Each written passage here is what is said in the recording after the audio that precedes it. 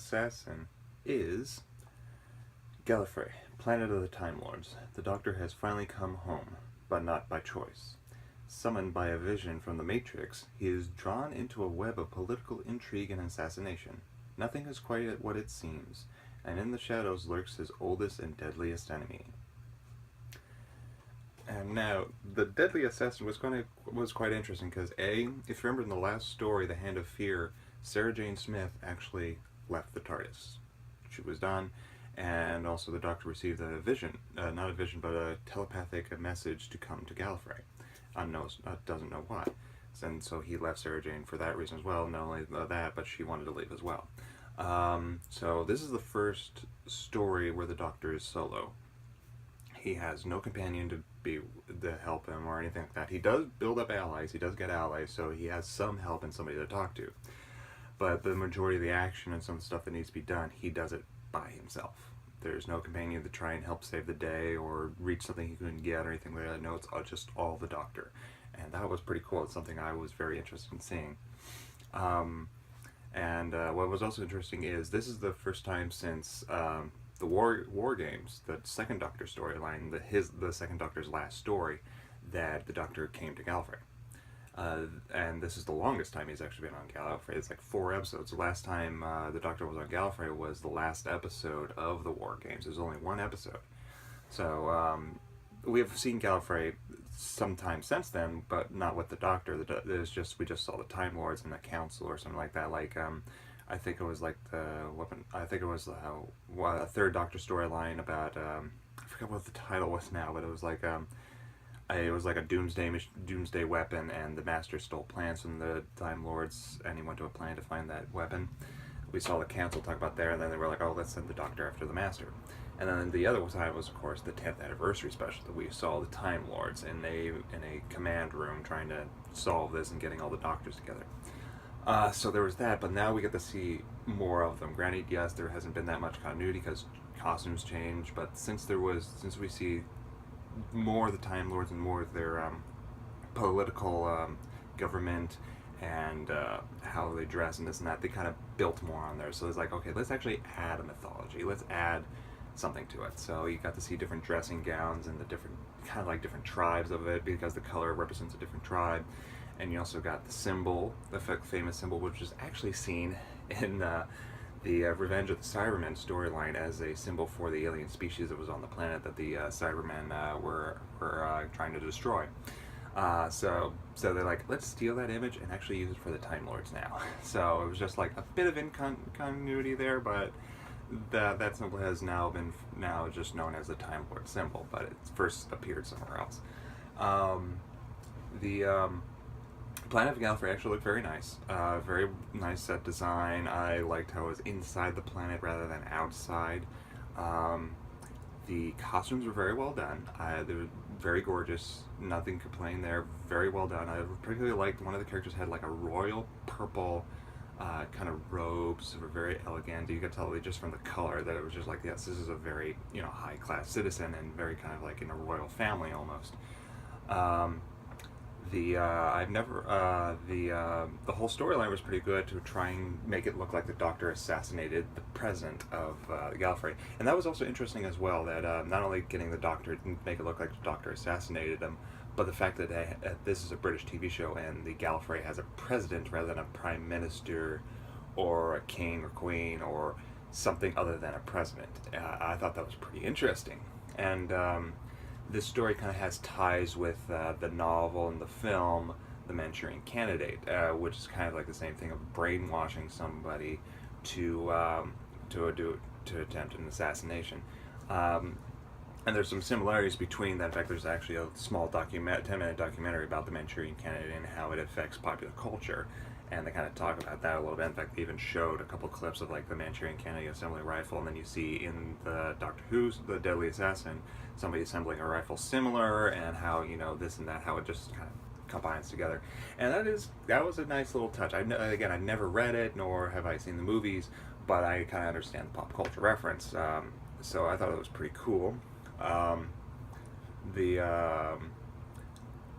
this story is actually, this is kind of interesting. This is like, if I remember correctly, this is 1976. If I remember correctly, yeah, this is 1976, and they used the Matrix before the Wachowski brothers did. And it's the same thing. They go in. There's episode 2 and 3.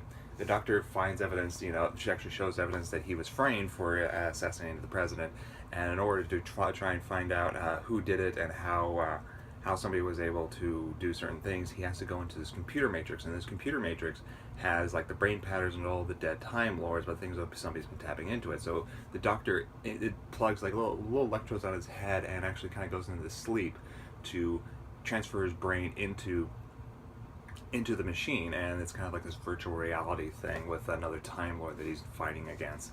And it was pretty cool, and I was like, this is the Matrix before the Matrix. They used it first. That is pretty cool.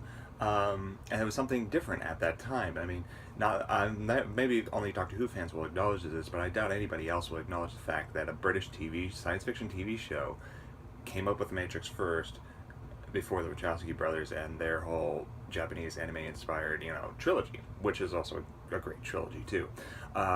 So that was pretty cool. I thought it was funny. It was exciting. I was like, wow, for 1976, this is a big idea.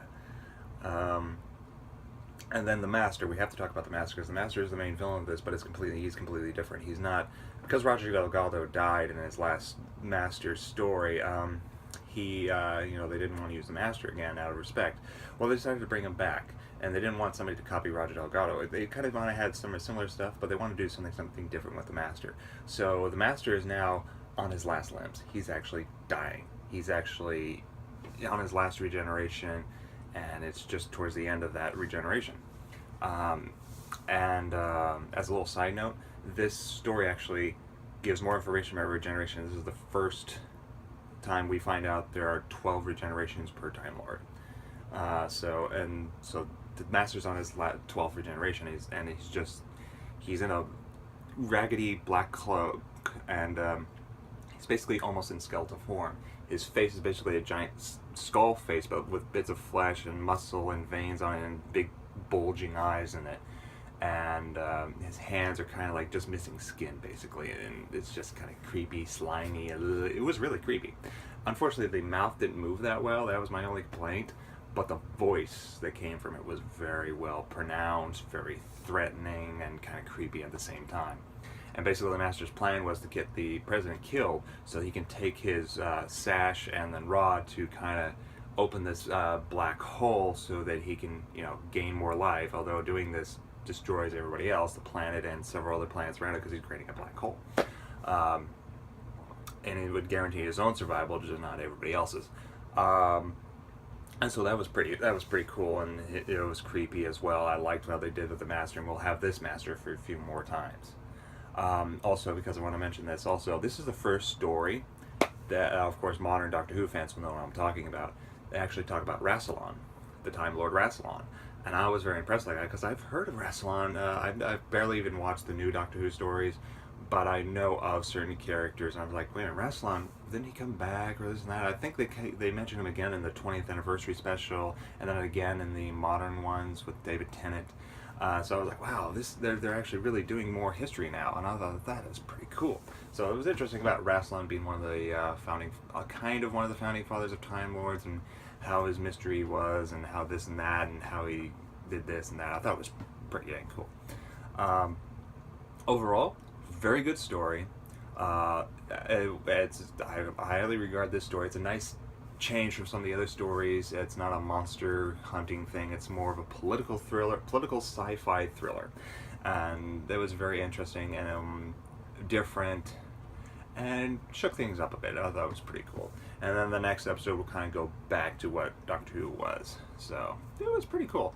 Unfortunately, though, as another little side note, I've probably talked about her before, Mary Whitehouse. Mary Whitehouse was a British activist. She was trying to basically make television more cleaner for everybody, and because she always just saw Doctor Who as a kid's show, she kept on attacking the show. She kept on saying how bad it was, how scary, this and that, it would cause trauma with children.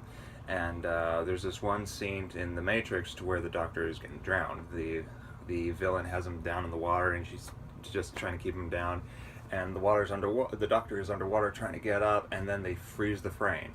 And to her, it's like, it looked like he drowned. That's terrifying. Oh my God, they killed him. And, it's like, that's terrifying for children. They shouldn't do that. It's like, that's a cliffhanger. That's the point. It's a cliffhanger to make kids want to come back and watch the next week's episode to see how he survived. So I'm just like, she was just overreacting. Although for the time, maybe they might have crossed the line. To me, it's kind of cheesy. Not cheesing the fact that it's stupid, but just cheesing the fact that she thought it that way. Because I thought it was kind of cool, kind of entertaining and a nice cliffhanger. But yeah, I think that person, I just think she was too overly sensitive. And also, Doctor Who has, since the third Doctor, has been growing up with its audience and needed a little something more edgier, in my opinion. So that was actually, that was a good cliffhanger, but whatever. Out of 5 stars, I would have to give this one 5 stars as well. I was very thoroughly pleased with it. It was a nice, like I said, a nice change from Doctor Who formula, and it came up with some really nice original ideas for the time. Although, yes, admittedly, yes, maybe The Matrix is a bit out of place for the political thriller, but not so much to think, oh my God, this is like taking left field or anything. It just fit. So, it was good. 5 stars. I do highly recommend it with Doctor Who fans. In fact, back in the day, it wasn't that well received. It's just become bigger over time because they saw the different things that were great in it, and it's a good story. And I highly do recommend it. Sorry I haven't been doing much of these Doctor Who reviews in recent. I had just recently, as you've seen from my previous reviews, I have a different wall behind me now. It's because I moved. I'm now in a different apartment, and I've just finally found time to watch Doctor Who, so I'm trying to make as much time as possible to watch Doctor Who and make these reviews. So thank you for your patience if you all like my reviews. So yeah, hopefully more will come. The next one I will review will be one to where the Doctor gets a new companion in the face of evil. And I actually want to see that one because the companion is an interesting one.